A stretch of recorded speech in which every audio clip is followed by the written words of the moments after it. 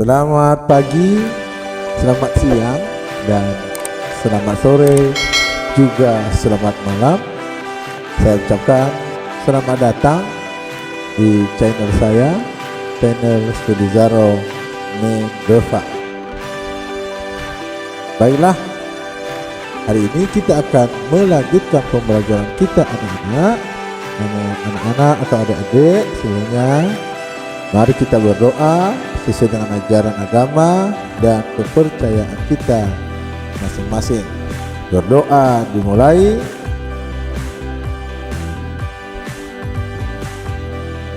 Berdoa selesai. Hari ini kita belajar di kelas 6 ya, di kelas 6 anak-anaknya, yaitu kita di tema 2, persatuan dalam perbedaan. Subtema 2, bekerja sama mencapai tujuan. Pembelajaran yang pertama. Nah, untuk anak-anak ketahui atau teman-teman ketahui, ada ketahui sebelumnya sudah ada video pembelajaran, yaitu tema 2 subtema 1. Agar anak-anak atau adik-adik semua bisa menyambung atau bisa mempelajarinya lebih dahulu, silakan simak penjelasan di subtema 1 di video pembelajaran sebelumnya. Oke anak-anak atau adik-adik semua, ayo semangat, mari kita lanjutkan pembelajaran kita pada pertemuan kali ini. Setelah proklamasi kemerdekaan 17 Agustus 1945, seharusnya bangsa Indonesia telah merdeka dan terbebas dari segala bentuk penindasan serta penjajahan. Nah, itu anak-anak atau adik-adik semuanya, seharusnya kan kalau sudah merdeka itu berarti kita bebas ya. Merdeka itu artinya terbebas dari penjajahan. Namun kenyataannya tidak demikian. Bangsa Indonesia masih perlu berjuang mempertahankan kemerdekaan Indonesia. Mengapa?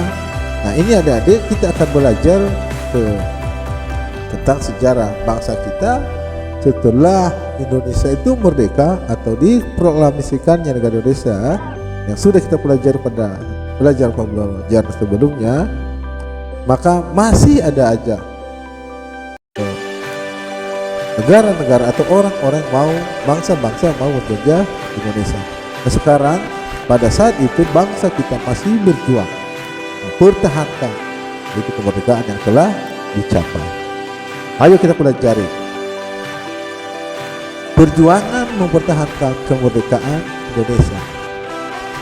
Setelah proklamasi kemerdekaan 17 Agustus 1945, bangsa Indonesia ternyata masih terus berjuang mempertahankan kemerdekaan Indonesia dari gangguan bangsa asing yang datang seperti pemerintah Belanda. Pasukan Belanda kembali datang ke Indonesia. Kedatangan ini disambut dengan berbagai bentuk perlawanan oleh bangsa Indonesia, sehingga sejak tahun 1945 sampai dengan 1950 telah terjadi berbagai macam pertempuran di berbagai daerah antara pihak Indonesia dengan pihak Belanda yang dibantu oleh pasukan Inggris. Jadi anak-anak semua atau adik-adik semuanya, kalau kita melihat ke belakang, nah, setelah kita merdeka itu ada kurang lebih 5 tahun setelah itu bangsa kita ini berjuang mempertahankan proklamasi kemerdekaan Indonesia. Itu cara mempertahankannya yaitu di setiap daerah-daerah. Nah, kenapa demikian? Mari kita baca nanti atau kita pelajari ke depan ya. Nah, bagaimana perjuangan bangsa Indonesia dalam bagaimana perjuangan bangsa Indonesia dalam mempertahankan kemerdekaan Indonesia di berbagai daerah. Nah, di sini anak-anak mari kita pelajari ya, di daerah mana saja yang tertera di pembelajaran kita kali ini atau yang akan kita bahas, kita pelajari. Yang pertama itu pertempuran Surabaya. Nah, Surabaya ini ada di daerah Jawa, yaitu sekarang Provinsi Jawa Timur, yang ibu kotanya adalah Surabaya. Pada tanggal 25 Oktober 1955, tentara sekutu yang dipimpin oleh Brigadir Jenderal Malabi, ya anak-anaknya itu tentara sekutu itu, yaitu yang membantu Belanda, dipimpin oleh Brigadir Jenderal Malabi. Tanggal 27 sampai 30 Oktober 1955 terjadi kontak senjata antara para pemuda Indonesia dengan pasukan Inggris. Dalam pertempuran ini, pasukan Inggris dapat hukum mundur. Bahkan puncak dari pertempuran tersebut adalah terbunuhnya pemimpin pasukan Inggris, yaitu Brigadir Jenderal Malabi. Pada tanggal 9 November 1955, Inggris mengeluarkan ultimatum yang berisi semua pimpinan dan orang Indonesia yang bersenjata harus melapor dan meletakkan senjatanya di tempat yang ditentukan dan menyerahkan diri dengan mengangkat tangan.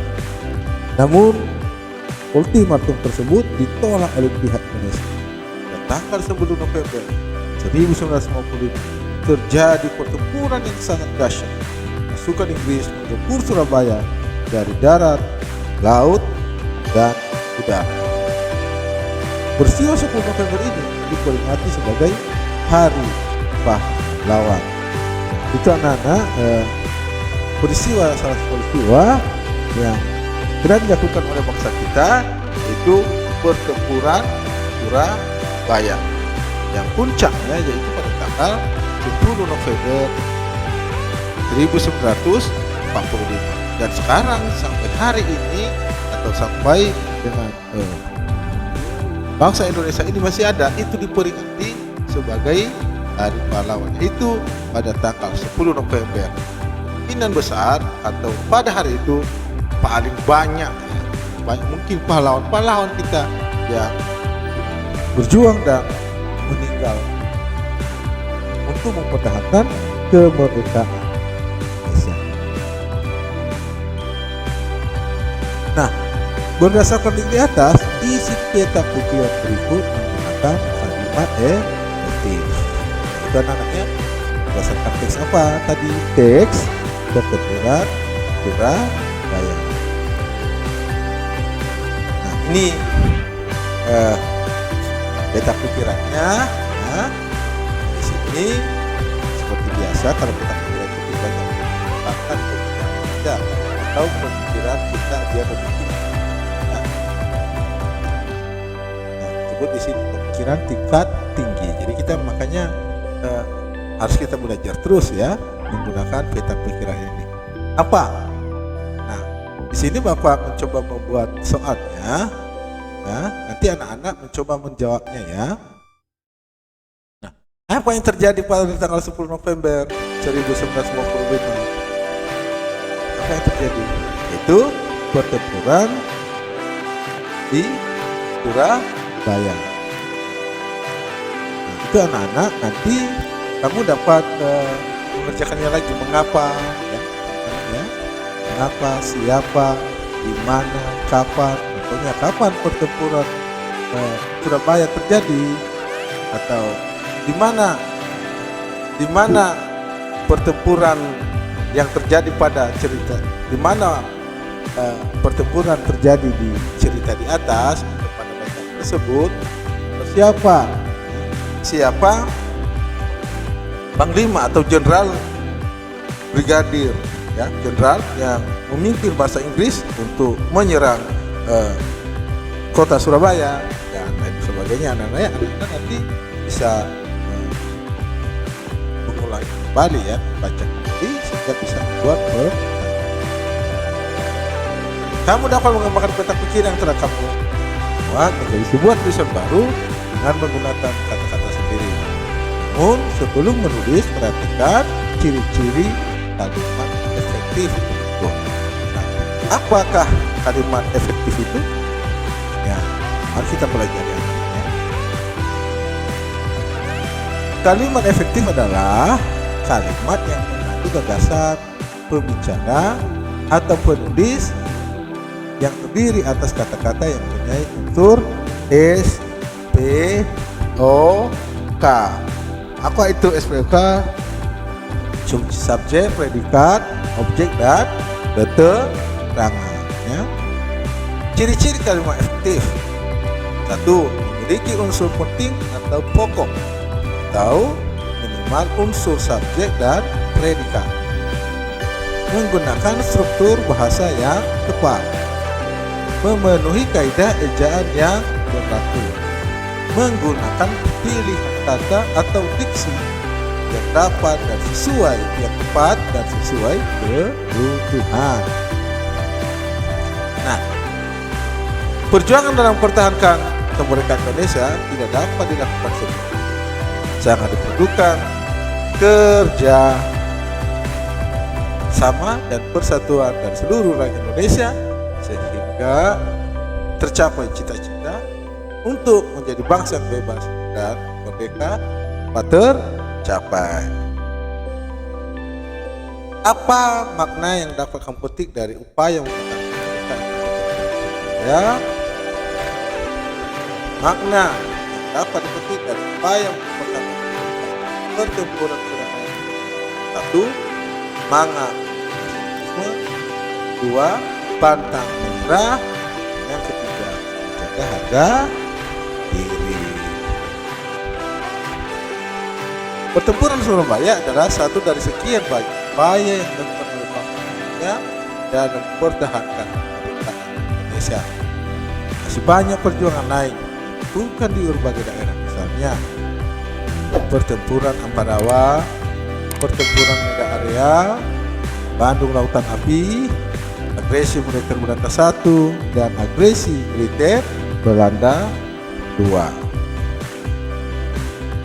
Tahukah kamu, perjuangan dalam mempertahankan kemerdekaan Indonesia dilakukan dengan berbagai strategi, disesuaikan dengan kondisi daerah masing-masing. Artinya ini anak-anak, perjuangan bangsa kita itu disesuaikan dengan kondisi-kondisi daerah masing-masing.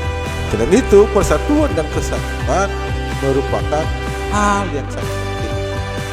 Kemerdekaan dan keutuhan negara kesatuan Republik Indonesia. Jadi kalau tidak ada persatuan, kemungkinan besar atau bisa dikatakan tidak mungkin bangsa kita ini terbebas dari penjajahan atau tidak mungkin bangsa kita ini merdeka. Itu sangat diperlukan persatuan dan kesatuan dalam kehidupan bangsa kita. Setelah belajar tentang sejarah perjuangan mempertahankan kemerdekaan, sekarang kamu akan pelajari tentang cara hewan menyesuaikan diri dengan lingkungan tempat tinggalnya. Ini ada ayam anak, bebek, kan? Ya, nanti kita akan belajar. Ayam, ciri-ciri ayam termasuk hewan omnivora. Ini anak itu hewan pemakan daging dan tumbuhan. 2. Memiliki sepasang kaki dan ditubuhi sisik. Jadi ayam ini mempunyai sisik di kakinya, ya. Masing-masing kaki memiliki jarinya sebanyak 5. Tiga di antara jari kaki pada ayam dilengkapi cakar yang fungsinya mengais makanan, juga untuk perlindungan diri. 5. Sekucur tubuh ayam ditutupi bulu kecuali bagian bawah kaki. 6. Hewan ayam memiliki jengkel. 7. Ayam termasuk kelompok unggas, memiliki sayap namun tidak digunakan untuk terbang. Jadi anak-anaknya bukan seperti burung, ya. 8. Memiliki paruh untuk mengantuk. 9. Hewan ayam jantan, bukan ayam itu ya, maaf salah nulis, ayam jantan memiliki jantan itu yang biasanya terdapat pada ayam. 10. Ukuran dan warnanya bervariasi. Adapun ciri-ciri habitat ayam adalah sebagai berikut. Di lingkungan alam darat, contohnya hutan. Nah, ini ayam hutan, seperti ayam peliharaan ya. Di lingkungan darat buatan, contohnya halaman rumah, yang berkarat lingkungan pertanian, kebun, peternakan dan lain sebagainya. Sekarang bebek. Ciri-ciri hewan bebek: 1. Memiliki paruh. 2. Memiliki leher yang panjang. Adakah di nyanyian ya? Ingkong badannya besar. Lebih aneh binatang bebek, lehernya panjang, kakinya pendek. Nah itu ya, ada nyanyian. Memiliki bulu yang dilapisi lilin. Jadi bulu-bulu bebek itu anak-anak memiliki yang dapat dilapisi oleh lilin, sehingga kalau dia ke air itu tidak akan basah ya. Masing-masing kaki yang lebar dan berserabut. Napas dengan paru-paru, dia dengan bertelur. Bebek termasuk kelompok unggas. Memiliki tulang belakang. Adapun ciri-ciri habitat ayam, karena maaf ini ayam ini bebek ya, adalah sebagai berikut. Ya, maaf bukan bebek itu, ayam bukan bebek ya. Hidup di daratan dan perairan seperti danau, kolam dan rawa-rawa ya. Jadi bebek ini hidup ya, bisa hidup di danau, di kolam dan di rawa ya. Sekarang ikan. Ciri-ciri hewan ikan ini ada yang kurang hurufnya anak-anak, maaf ya. 1. Memiliki kepala, badan dan ekor yang menyatu. 2. Memiliki sisik dan lendir. 3. Memiliki sirip. 4. Bernapas dengan insang. Yang kelima, hewan berdarah dingin. Adapun ciri-ciri habitat ikan adalah sebagai berikut. Hidup di perairan ataupun di lumpur. Ya. Itu anak-anak ciri-ciri dari tadi ayam, bebek, ikan. Dan sekarang adalah cicak ya. Ciri-ciri hewan cicak adalah 1. Hewan melata. 2. Memiliki kaki yang dimana mampu untuk merekat ya, jadi makanya ada nanti cicak ini di dinding ya, bisa merayap. Cicak di dinding, nah itu nyanyiannya ya. Yang ketiga, memiliki kulit yang bersisik. 4. Memiliki ekor yang panjang dan dapat putus. Memiliki lidah yang panjang dan juga lengket. Hewan berdarah dingin, berkembang biak, cara pipar atau bertelur. Adapun ciri habitat cicak adalah sebagai berikut. Dapat hidup di kondisi cuaca dingin, panas, lebih banyak hidup di sekitar manusia. Jadi anak-anak ini cicak banyak hidup di sekitar manusia, artinya di rumah-rumah mereka hidup ya. Bahkan ada kan cicak-cicak di rumah kalian? Ya, di rumah Bapak juga di sini banyak ya. Tapi tidak apa-apa, dia akan membunuh atau memakan nyamuk ya. Dia bisa membantu manusia juga. Tuhan menciptakan makhluk hidup dengan segala keunikan dan tidak terkecuali hewan. Keunikan dan keistimewaan hewan tersebut kita kenal ciri khusus. Ciri khusus pada hewan tersebut mempunyai hubungan yang erat dengan tempat. Misalnya, ikan memiliki insang untuk bernapas air. Cicak memiliki perekat pada kakinya terdapat bagi hidup. Bebek memiliki serabut pada kakinya agar dapat berenang di air. Ini kita membaca cerita atau hewan bebek. Bebek memiliki ciri khusus yang disesuaikan dengan tempat tinggalnya. Bebek hidup di darat, namun untuk mencari makan bebek biasanya berada di air. Ciri khusus yang dimiliki bebek untuk mencari makan berupa paruh yang agak panjang dan lebar pada bagian ujungnya. Jadi seperti yang sudah kita baca tadi anak-anak ya, bebek mencari makan di air seperti kolam, sungai, sawah atau danau yang dangkal.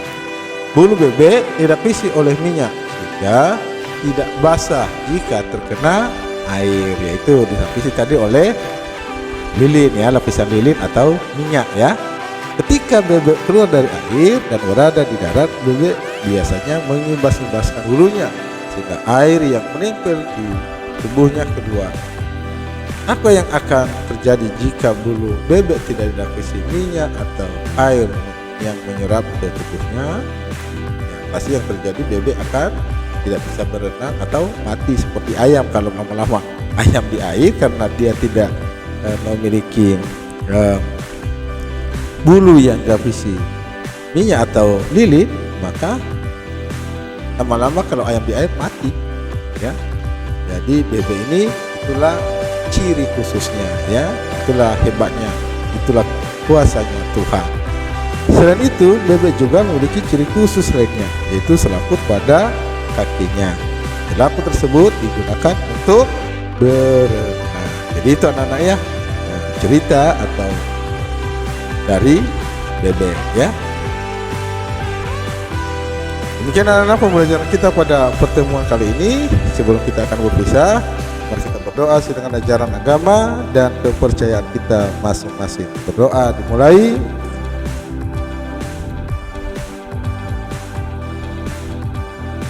Berdoa selesai. Sebelum kita akan berpisah, Bapak ingatkan kita semua untuk tetap kita melaksanakan prokes 3M atau protokol kesehatan 3M, yaitu apa? 1. Mencuci tangan dengan sabun di air yang mengalir. 2. Memakai masker dan menjaga jarak. Dan yang ketiga, memakai masker, dan yang ketiga menjaga jarak. Demikian anak-anak, segala kekurangan kelemahan Bapak minta maaf yang sebesar-besarnya. Kiranya apa yang kita pelajari hari ini dapat bermanfaat bagi anak-anak dan bagi kita semua. Terima kasih. Semoga bermanfaat. Tuhan memberkati. Amin.